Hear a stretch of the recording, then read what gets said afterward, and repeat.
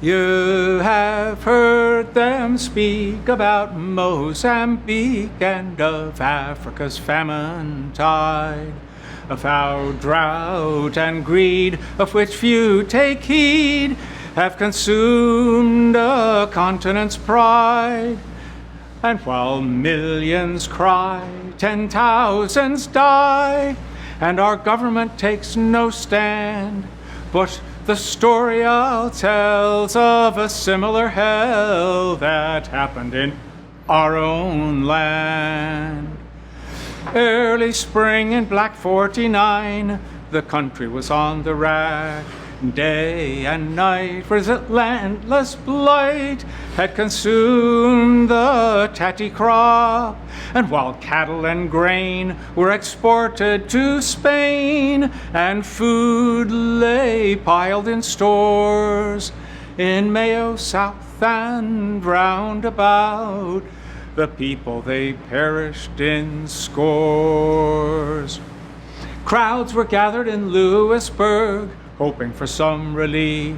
'Twas said that the poor law guardians could end their piteous grief. These gentlemen kind were meeting to dine in Delphi, 10 miles away.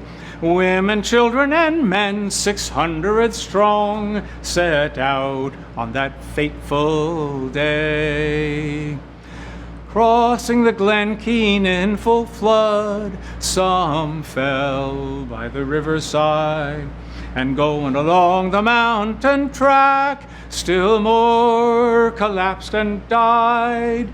Exhausted and weak, scarce able to speak, they thronged into Delphi town and waited in mass for some food or a pass to enter the workhouse grounds. After his meal of fine wine and veal, the guardian addressed them all. There is no food here, and I greatly fear no room within the workhouse walls. So you'll all have to go, hail, rain, or snow, and to your homes go back. Dismayed and afraid, despair in their hearts, they set out upon the track.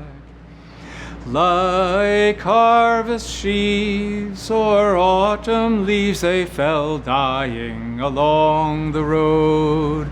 And when dark came down, the snow came down, the night was bitter cold.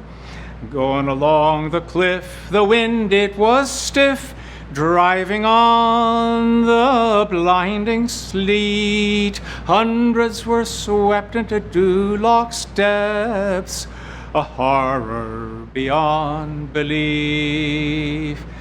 Next day the relieving officer had a terrible sight in store, with bodies strewn along the route and littering Doo Lough shores. Whole families dead for want of being fed, and injustice a cry and shame, a forgotten sign to our own times, when we witness the very same. For from the Sudan to Afghanistan, famine victims they cry and need, and a nation like ours that knows this curse must surely take the lead. So remember that walk, and remember Doo Lough.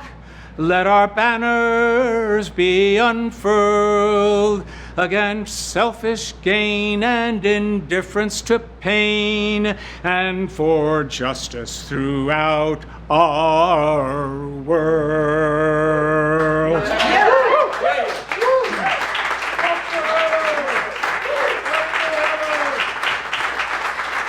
Thank you, thank you.